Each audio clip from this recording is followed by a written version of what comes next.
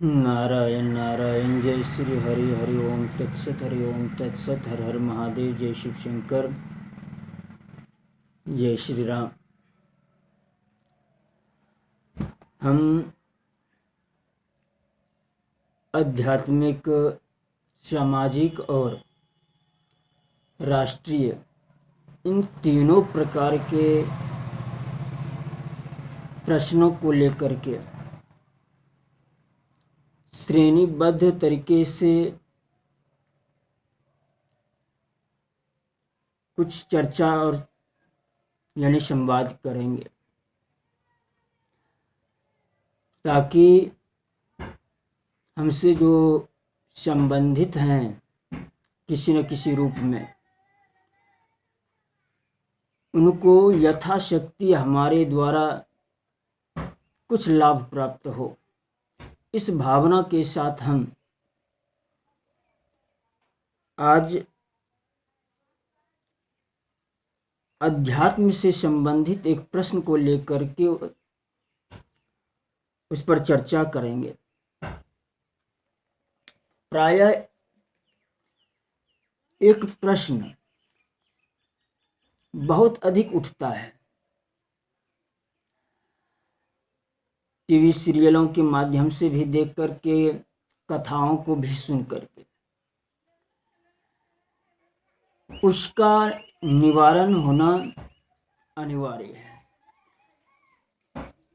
तो प्रश्न है कि जितने भी दैत्य असुर होते हैं, उनको वरदान देते हैं कौन?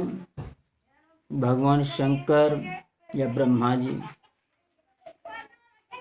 और उनको मारते कौन हैं? भगवान विष्णु। यानी अधिकांश रूप से ऐसा ही होता है। कुछ एकादो अपवाद को छोड़ करके भगवान शंकर भी मारते हैं, परंतु प्रायः अधिकांश तो यही होता है कि या तो ब्रह्मा जी या तो भगवान शंकर वरदान देते हैं। तो ऐसा क्यों होता है? तो स्कंद पुराण के प्रभास खंड में भगवती पार्वती ने शंकर भगवान से यही प्रश्न किया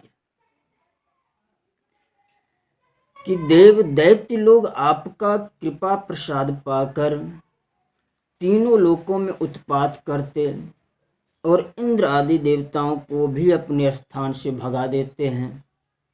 ऐसे दुष्टात्माओं को आप वर देते क्यों हैं? और भगवान विष्णु उन्हें मारते क्यों हैं? जब आप वरदान देते हैं तो भगवान विष्णु उन्हें मारते क्यों हैं? उनके द्वारा फिर मारे हुए दैत्यों की गति क्या होती है? तो भगवान शंकर ने बहुत ही सरल और सहज भाव से इन प्रश्न का उत्तर दिया। भगवान शंकर ने कहा कि तीन ही प्रकार के प्राणी हुआ करते हैं, सात्विक, राजसिक और तामसिक।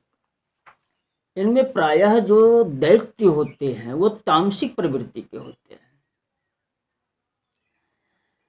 ये तमोगुणी और दुर्धर्ष होते हैं, सदा देवताओं के साथ प्रतिस्पर्धा रखते हैं और तामस भाव के अधीन होकर के मेरी तपस्या भी करते हैं। तो मैं जो उन्हें वरदान देता हूं, इसमें केवल भक्ति ही मेरा कारण है कि मैं भक्ति से भली भांति वश में हो जाता हूं। और वे तमोगुणी दैत्य उस वरदान के प्रभाव से, क्योंकि यही तो असुरों का लक्षण है, दैत्यों का लक्षण है कि पहले वो भी तपस्या करेंगे नियम पूर्वक, सदाचार पूर्वक, फिर जब वही शक्ति अर्जित कर लेते हैं तो उसका उपयोग वो समाज के, राष्ट्र के, संसार के कल्याण के लिए नहीं बल्कि अपने निजी स्वार्थ के लिए करेंगे और दूसरों को कष्ट देने के लिए करेंगे। और आजकल भी ये लक्षण प्रायः स्पष्ट रूप से देखा जाता है। इसलिए सिर्फ कौन कितना परिश्रम करता है, कौन कितना बड़ा है, किसके पास कितनी सत्ता है या सत्ता का मद है, शक्ति है, इसके आधार पर उसका अनुसरण नहीं करना चाहिए। कौन अपनी शक्ति का, धन का उपयोग समाज के, राष्ट्र के, जगत के हित में कर रहा है, पहले यह देखना चाहिए। तो भगवान शंकर ने कहा कि तपस्या के अनुसार वर पाकर वे पापात्मा दैत्य भगवान विष्णु के द्वारा मारे जाते हैं। तो वो जो मारे जाते हैं उसका रहस्य सुनो। मैं और विष्णु जो भिन्न प्रतीत होते हैं, इसमें गुण भाग ही कारण है। अर्थात गुण भाग का मतलब सिर्फ गुणों का भेद है।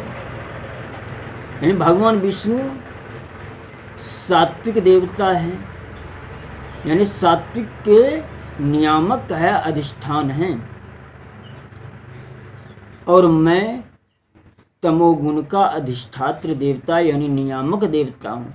यहाँ तमोगुण का अधिष्ठात्र यानी समझना चाहिए कि तमोगुणी नहीं है, यानी तमोगुण के अधिष्ठात्र देवता हैं भगवान शंकर। यानी कि तमोगुण को स्वीकार करके अपने आप, क्योंकि प्रकृति में सात्विक, राजसिक और तामसिक इन तीनों गुणों की आवश्यकता होती है। चूंकि भगवान शंकर संहार के देवता है और संहार के लिए तमोगुण आवश्यक है, इसलिए भगवान ही तमोगुण भी स्वीकार करते हैं संहार के लिए।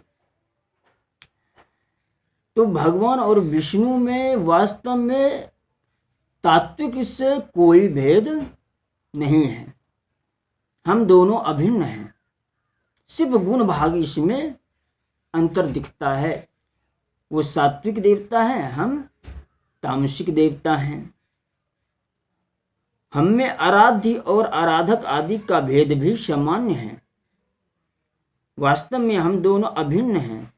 हम उनके आराध्य हैं और वे हमारे, यानी हम उनकी आराधना करते हैं और वे हमारी आराधना करते हैं। दोनों एक दूसरे के आराध्य बन करके अभिन्न रूप में ही स्थित रहते हैं। देखो, भगवान विष्णु के चरणों के अग्रभाग से निकली हुई गंगा जी को मैं भक्ति पूर्वक अपने मस्तक पर धारण करता हूँ,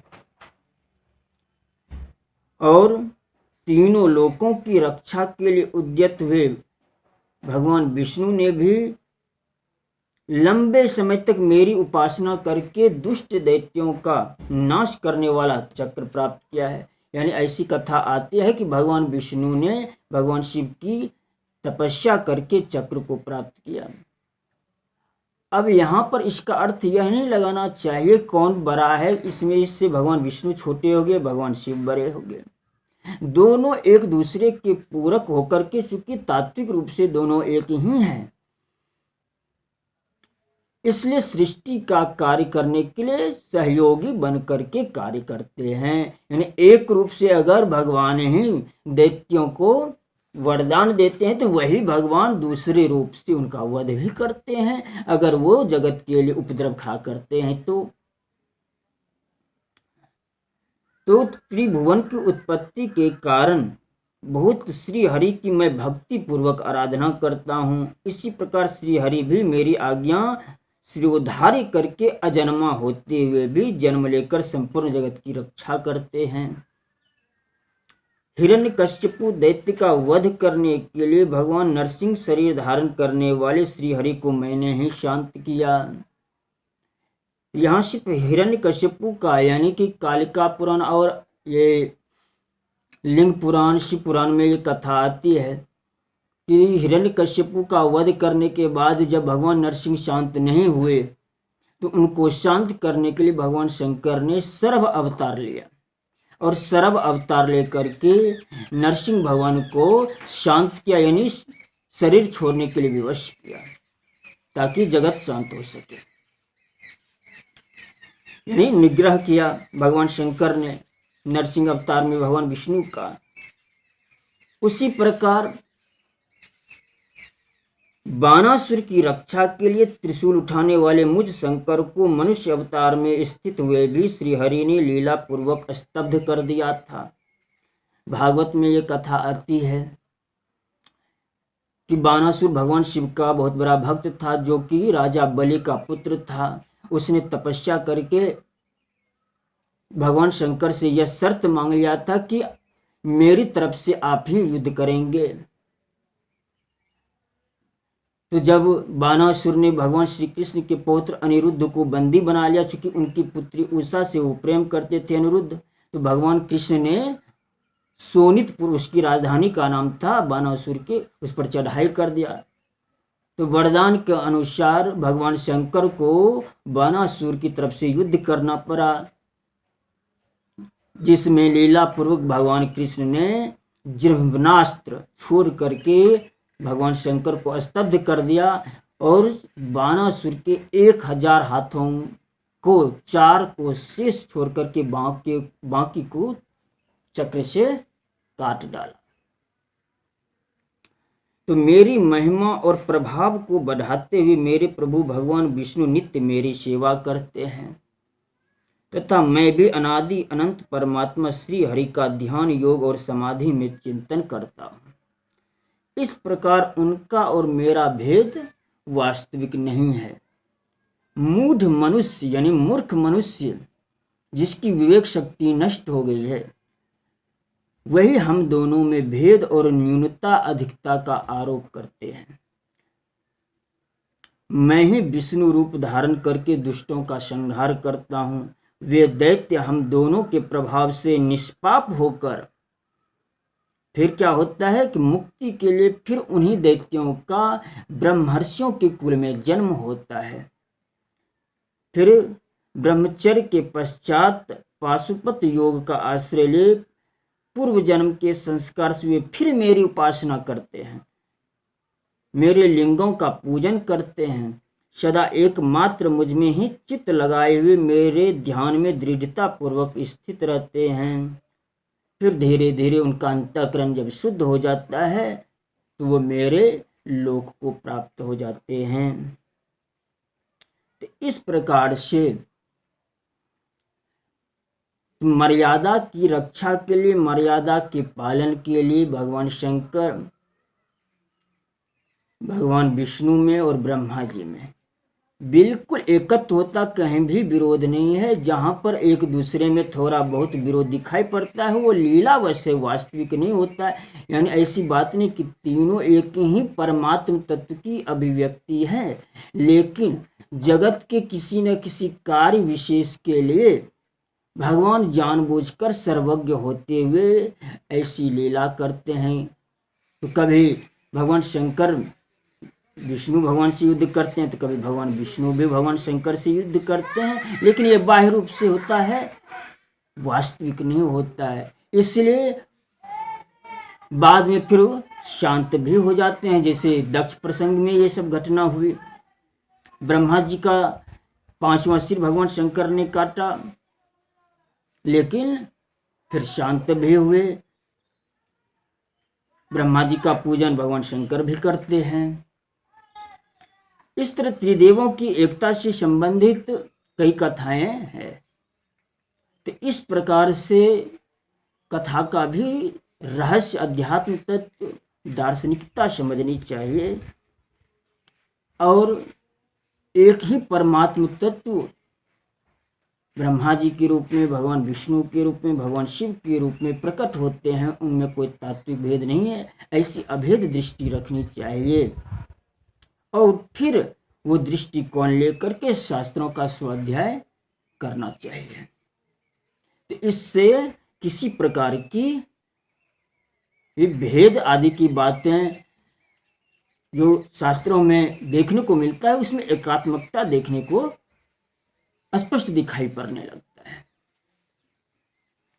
जय हिंद, वंदे मातरम।